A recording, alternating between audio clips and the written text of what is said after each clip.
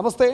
ప్రస్తుతం మనతో పాటు ఆర్యవైశ్య కార్పొరేషన్ చైర్మన్ సీనియర్ అధికార ప్రతినిధి కల్వా సుజాత గారు మాట్లాడే ప్రయత్నం చేద్దాం.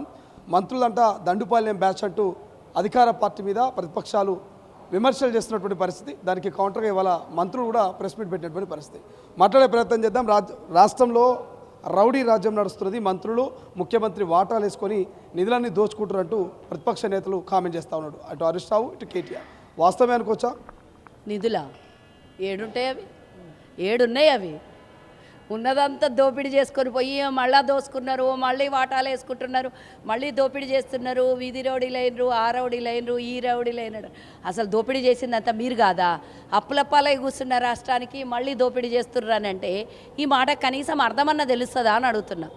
దోపిడీ చేసింది మీరు. అవతలోని మీద గుమ్మడికాయ దొంగేవారు అంటే భుజాలు దడుముకున్నట్టు మీరు అంతా రాష్ట్రాన్ని పంచుకొని అమ్ముకొని, ఒక దిక్కు అల్లుడు, ఒక దిక్కు బిడ్డ, ఒక దిక్కు కొడుకు, ఒక దిక్కు మామ, ఒక దిక్కు చిన్న కొడుకు అందరు కలిసి పంచుకొని స్వయాన వాళ్ళ బిడ్డనే చెప్పింది కదా బయటికి వచ్చి, గిళగిల 750 కోట్లు గడ ఫామ్ హౌజు గిడ ఇది ఆడ కథ, ఇడి 25 మందికి ఫండింగ్ చేసిండు హరీష్ రావు, ఏమీ లేనోడికి ఏడికెళ్ళి వచ్చినాయని స్వయాన బిడ్డనే వాంగ్మూలం ఇచ్చింది కదా. లైకే వాంగ్మూలం. ఇన్ని ఇచ్చిన మీరు, ఇన్ని దోపిడీ చేసిన మీరు మా పార్టీ మీద అనడానికి కనీసం 1వ తారీఖు వస్తే జీతాల కోసం ఉన్న శాఖల నుంచి గుంజుకొని వచ్చి అన్ని జీతాలు వేస్తున్న మా పార్టీ మీద పంచుకుంటున్నాము అనే మాట మాట్లాడడానికి సిగ్గుండాలి, సిగ్గుపడాలి. శరీరం మీద చెమట గీయటం పట్టి ఏదైనా చీము నెత్తురు లోపల ఉంటే గిట దానికి ఆ మాటలు రావు అంటున్నాను. ఎందుకంటే దోపిడీ చేయడానికి 2 ఏళ్ల నుంచి అవకాశం లేకుండా పోయింది. 10 ఏళ్ళు దోపిడీ చేసినాము, ఇంకా దోపిడీ చేయాలన్న ఆలోచనలో ఉండి ఉన్నదంతా ఈరోజు కడుపులో నుంచి కసి అక్కస్సుతో వచ్చినటువంటి మాటలు మాట్లాడుతున్నటువంటి బీఆర్ఎస్ వాళ్ళు ఎవరైనా సరే, హరీష్ రావు ఒకటి అడుగుతున్నా నేను. ఈరోజు మా కాంగ్రెస్ పార్టీ మీద ఏడుస్తున్నావు కదా, మంత్రులంతా కూడా దండుపాలెం బ్యాచ్ అంటారు కదా. కవిత అడిగినట్టు స్టేట్మెంట్ ఇచ్చిన దానికి నీ ఆన్సర్ ఎక్కడి నుంచి రాలేదు. 750 కోట్లు అన్నది, ఫామ్ హౌస్ అన్నది, 25 మందికి ఫండింగ్ చేసిందని కవితనే చెప్పింది. దానికి ఇప్పటిదాకా ఎందుకు సమాధానం చెప్పలేదు? తప్పైతే తప్పు, ఒప్పు అయితే ఒప్పు, నేను చేసినానో నేను చేయలేదనో ఎందుకు దానికి నువ్వు చెప్పలేదు? అంటే మౌనం అంగీకారమే కదా, నేను దోపిడీ చేసినా అనే కదా అర్థము. మరి అట్లాంటివి నువ్వు వచ్చి మా గురించి ఎట్లా మాట్లాడతావు హరీష్ రావు? ఆమె చెప్పింది కొంచెమే, లక్షల కోట్లు అని చెప్తే ఫస్ట్ వాళ్ళ నాయన పోతాడు, తర్వాత ఈయన పోతాడు, కాబట్టి 100 కోట్లే చెప్పింది ఆమె. కానీ లక్షల కోట్లు తెలంగాణలో దోపిడైనాయి. మీరు వచ్చి దండుపాలెం బ్యాచ్ అండి. దండుపాలెం అంటే ఏంది? మిమ్మల్ని చూసి నేర్చుకోవాలన్నా? నలుగురు 4 దిక్కుల కొట్లాడుకొని రోజు పొద్దుగాలు లేస్తే పీకులు ఆడుకుంటారు. నిన్నెవరో చిట్చాట్లో చెప్తున్నారంట, ఫామ్ హౌస్లో తండ్రి ఫామ్ హౌస్లో ఎక్కడో హరీష్ రావు కేటీఆర్ కొట్లాడుకున్నారు ఇద్దరు, నీ వల్లనే ఈరోజు జూబ్లీ హిల్స్ ఓడిపోతున్నాము అని అంతర్గతంగా డిస్కషన్ గొడవలైన విషయం బయటకు వచ్చి చెప్తున్నారు. మరి మీరు కొట్లాడుకొని మంది మీద ఏడిస్తే మీ కోపం అంతా మా మీద తీస్తే ఎట్లా హరీష్ రావు? కొంచెం కూల్ ఇంకో 3 ఏళ్ళు అసెంబ్లీలో వచ్చి మాట్లాడాలి, మేము చేస్తున్న అభివృద్ధిని కళ్ళతో చూడాలి. ఇవన్నీ నీకు మస్తున్నది. ఇప్పుడే ఇంత కొలాప్స్ అయిపోతే ఎట్లా? మొత్తం నీరసించిపోయి అవకాశం పోయింది, మేము దోపిడీ చేసింది ఏడన్నా దొరికిపోతామేమో, ఇంతకుముందు చేసినవి అన్నీ ఏడు నుంచి అన్న బయటపడతాయేమో అనే ప్రభుత్వం మీద, కాంగ్రెస్ పార్టీ మీద ఏడుసుడు తప్పించి ఓడిపోతామనే భయంలో ఉన్నటువంటి మీరందరూ ఇక జూబ్లీ హిల్స్లో ఓడిపోతే పుట్టగతులు లేవు, పార్టీ కథమైపోతుంది, కనుమరుగైపోతుంది, కైలాసం కూడా అనొద్దు, భూమిలోకి 100 అడుగుల లోపలికి గుంత దొవ్వి పాతి పెడతారు ప్రజలనే భయంతో మా మీద ఏడుస్తున్నావు తప్పించి వాస్తవాలు మేము 10 ఏళ్ళకి అభివృద్ధి చేసినామని చూపించి ఎందుకు ఓటు అడుగుతలేరు? కేవలం కాంగ్రెస్ పార్టీ అభ్యర్థి ఒక రౌడీ షీటర్, రౌడీయిజం బ్యాక్గ్రౌండ్ ఉన్నటువంటి వ్యక్తిని ఆయన నామినేషన్ ర్యాలీ కూడా మొత్తం రౌడీలతో చేసి అది రౌడీ నామినేషన్ ర్యాలీ అని కూడా చెప్పొచ్చు అని కామెంట్ చేసి, సుధీర్ రెడ్డి అయినా లేకపోతే ప్రతిపక్షంలో ఉన్న చాలామంది నాయకులు. నిజమే అంటారా రౌడీ అయినా? సుధీర్ రెడ్డి 2004 కన్నా ముందు సుధీర్ రెడ్డి పరిస్థితి ఏందో, ఇప్పుడు ఏ విధంగా అంత డబ్బు వచ్చిందో, ఏం చేసి సంపాదించిండో, రౌడీజం చేసి సంపాదించిండా, ఇండ్లు కొల్లగొట్టి సంపాదించిండా, లేకపోతే నియోజకవర్గంలో, లేకపోతే ఆయన అంతకుముందు ఏమేమి దోపిడీ చేస్తే వచ్చినాయో అది చెప్పాలి ఫస్ట్. రెండోది ఆయన రౌడీలు అన్నాడు. రౌడీలు ఎవరయ్యా? నేను తీసి అలా ఇంత పొడు చిట్టా ఉంది నీ పక్కలు ఉండేటటువంటి రౌడీలు, ఎల్బీ నగర్లో దోపిడీ చేసినటువంటి ప్రజల్ని దోపిడీ చేస్తున్నటువంటి రౌడీల చిట్టా ఇంత పెద్దది ఇస్తా, నాకు తీరిగ్గా రా, నేను అంత మొత్తం తయారు చేసి నీకు చిట్టా ఇస్తా. రెండో విషయానికి వస్తే వాళ్ళు రౌడీల గురించి మాట్లాడుతున్నారు. నామినేషన్లో అందరు రౌడీలు వచ్చిండ్రు అంటున్నారు. సరే రౌడీలు వచ్చిండ్రు, కాంగ్రెస్ పార్టీకి బీఫామ్ ఇచ్చిన అభ్యర్థి రౌడీ బ్యాక్గ్రౌండ్ అనుకుందాం ఒక్క నిమిషం కోసం. అదే రౌడీ బ్యాక్గ్రౌండ్ తండ్రి ఇచ్చినటువంటి ప్రచార రథాన్ని 5 లక్షల రూపాయల్ని ఎందుకు కేసీఆర్ వాళ్ళ ఇంటి దగ్గర పోయి కాలు మొక్కి తెచ్చుకున్నాడు? అదే కుటుంబం రౌడీజం చేసి సంపాదించిన పైసలే రౌడీల దగ్గర పోయి 5 లక్షలు ఎట్లా తీసుకున్నావు? ప్రచార రథము సెంటిమెంట్తోని 33 జిల్లాలని తిరుక్కుంటా ఆ సెంటిమెంట్తో ఇచ్చినటువంటి ప్రచార రథం ఇంకా కూడా నీ ఆఫీస్లో ఎక్కడ పెట్టుకున్నావు? మరి ఒకవేళ శ్రీశైలం యాదవ్, చిన్న శ్రీశైలం యాదవ్ కొడుకు నవీన్ యాదవ్ రౌడీ అయితే మొన్న మీరు పెద్ద శ్రీశైలం యాదవ్ కొడుకుని మీ పార్టీలో జాయిన్ చేసుకున్నారు. మరి ఆయన రౌడీగాడా? మరి మీకు రౌడీలు అన్నప్పుడు అందరూ వాళ్ళు రౌడీలాగానే కనబడాలి. నిన్న ఆయన పేరేం సల్మాన్ ఖాన్ని మీ పార్టీలో కేటీఆర్ బెడ్రూమ్ల వరకు తీసుకొని పోయిండు. మరి ఫోక్సో కేసు వాడి మీద ఉంది, 22 కేసులు ఉన్నాయి. దుమ్మిడి చేసినాయి, దోపిడీ చేసినాయి, మహిళలకు మానభంగాలు చేసినాయి, ఆడపిల్లల్ని ఇబ్బంది పెట్టినాయి, ఎన్ని కేసులు ఉన్నాయి వాడి మీద. మరి అట్లాంటి మీ పక్కల పెట్టి మీరు కండువా కప్పితే మీరు రౌడీలా మేము రౌడీ? డైరెక్ట్ మీరు అధికారంలో ఉన్నప్పుడే వాడి మీద 23 కేసులు పెట్టిను. ఆ 23 కేసులు ఉన్నోడు మంచోడు ఎట్లా అయిండు? 10 మంది ఇంటి దగ్గరకు వస్తే సహాయం చేసినోడు నవీన్ యాదవ్ ఎట్లా రౌడీ అయిండో నాకు చెప్పాలి. ఏ సావుకైనా, ఏ బతుకుకైనా, ఏ శుభకార్యంకైనా, ఏ మంచికైనా వాళ్ళ ఇంటి గడప దొక్కిన ప్రతి ఒక్కరికి వెనకటి నుంచి 80ల నుంచే వాళ్ళ నాయన కానీ వాళ్ళ కుటుంబం కానీ ఆ నియోజకవర్గం ప్రజలకు కాదు ఊర్లల్లో కూడా ఎంతోమంది గుళ్ళకు అడిగితే గుళ్ళు కట్టించిండంట. ఎంతోమంది చచ్చిపోయిన వాళ్ళ ఇంట్లో అంటే పేదలు ఉంటే ఒక 10,000 ఇచ్చి వస్తుండేనండి. ఎవరి మీద కేసులు అనవసరంగా ఇబ్బంది పెడితే ఒక వీడియో కూడా చూసిన. నేను 40 గజాల ఇండ్లు కట్టుకుంటుంటే దాని మీద నా మీద కేసు పెట్టి నన్ను 8 రోజులు జైల్లో పెడితే నవీన్ వచ్చి ఇడిపించి నాకు ఇల్లు కట్టుకోవడానికి పూర్తిగా దగ్గరుండి చేసిండు. ఇలాంటి మంచి పనులు చేసినాడు రౌడీ అయితే డెఫినెట్గా ఆయన నియోజకవర్గం అభివృద్ధి చేయడం కోసం నవీనే కావాలి ఆ ప్రజలకి. నిజంగానే అట్లాంటి మంచి పనులు చేసే వాళ్ళకి మీరు రౌడీలు అని అంటే అదే రౌడీ కావాలి. అక్కడ మీరు తప్పుడు పనులు చేస్తుంటే మాట్లాడినటువంటి వ్యక్తి అయితే ఆ తప్పుడు పనుల్ని ఎదిరించిన వాడిని మీరు రౌడీ అని నామకరణం చేస్తే అలాంటి రౌడీనే అక్కడ కావాలి. 10 మందికి సాయం చేసేటోడు, 10 మంది గుండెలో ఉండేటోడు, అదే బస్తీలో పుట్టి అదే బస్తీలో పెరిగినటువంటి ఒక పిల్లగాడిని ఈరోజు కాంగ్రెస్ పార్టీ ఒక బీసీ యాదవ్ బిడ్డకి టికెట్ ఇస్తే రాష్ట్రం మొత్తం అందరూ హర్షధ్వానాలు వ్యక్తం చేస్తుంటే మీరొచ్చి ఈరోజు ఆయన రౌడీ అని మీరు ఒక నామకరణం చేస్తే 10 మందికి ఆదుకునేటోడు రౌడీ అని మీ భాషలో అంటే దాన్ని మేము యాక్సెప్ట్ చేస్తాం. 10 మంది గుండెల్లో ఉన్నాడు, పూర్తి మెజార్టీతో గెలుస్తున్నాడు. 10 మందికి చిన్న వయసులో 20 ఏళ్ల వయసులోనే రాజకీయాన్ని పుణికి పుచ్చుకున్నటువంటి వ్యక్తి 10 మందికి సేవ చేసి 20 ఏళ్ల నుంచి ఆల్మోస్ట్ 19 ఏళ్ల నుంచి ఆ పిల్లగాడు నిరంతరం జూబ్లీ హిల్స్ ప్రజల మధ్యలో ఉన్నాడు.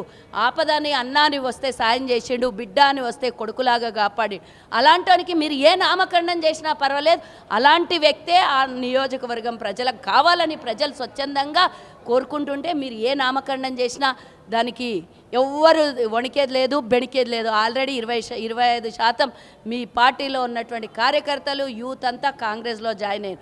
ఇంకొక వారం రోజులు చూస్తే పూర్తిగా 75% కాలైపోయేటట్టుంది. ఇక ఓడిపోతామనే భయంతో ఆ ధర్నా ఈ ధర్నా ఈ నామకరణం ఆ నామకరణం చేస్తే ఈడెవరైనా భయపడతారా?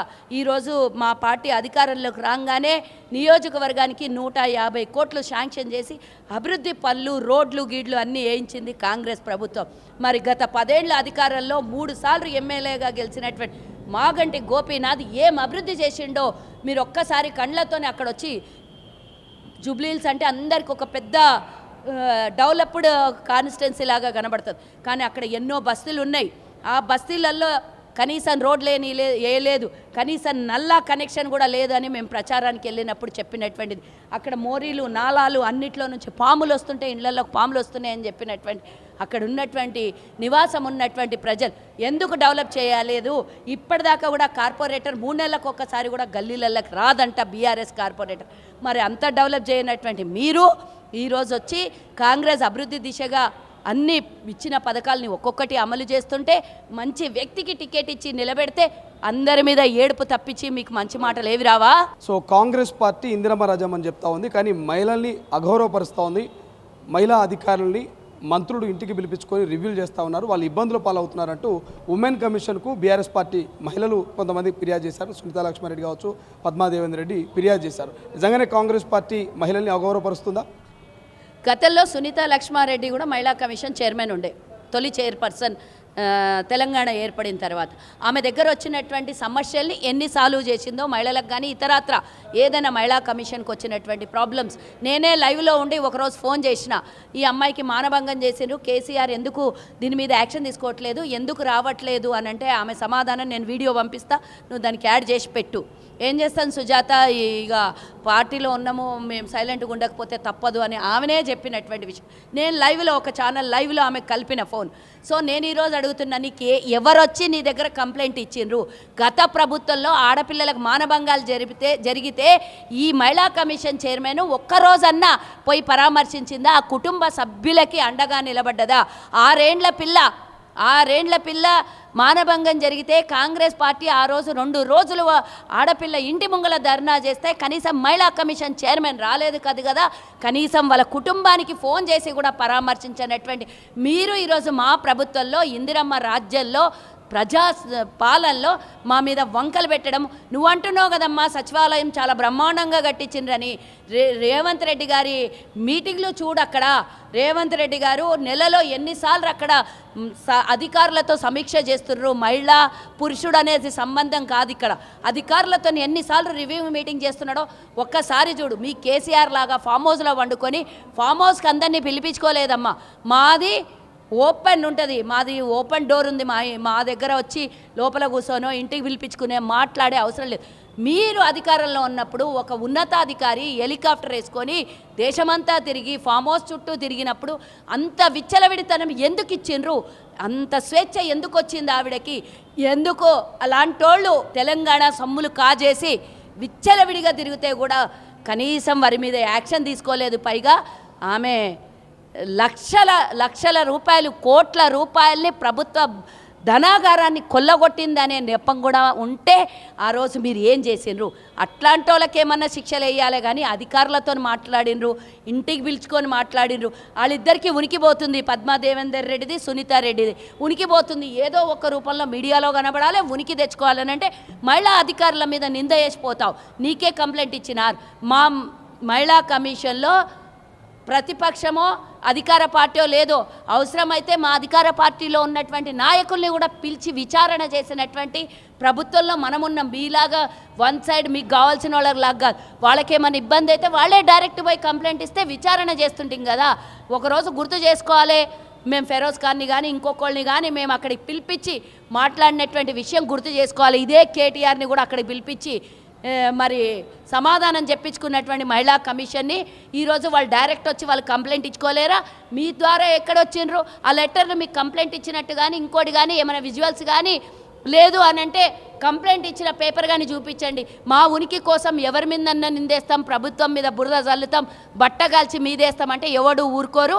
ఈరోజు అధికారుల్లో బిడ్డలు, ఆడబిడ్డలంటే అందరికన్నా ఎక్కువగా గౌరవిస్తోంది మా ముఖ్యమంత్రి గారు. 1,00,00,000 మంది మహిళల్ని కోటీశ్వర్లు చెయ్యాలని సంకల్పం తీసుకున్న మా ముఖ్యమంత్రి గారి మీద కానీ అధికారుల విషయంలో ఏదైనా మా పాలక మండలిలో ఏదైనా మా మీద బురద జల్లాలనే ప్రయత్నం చేస్తే ఎవరిని చూస్తూ ఊరుకోము, ఉపేక్షించము.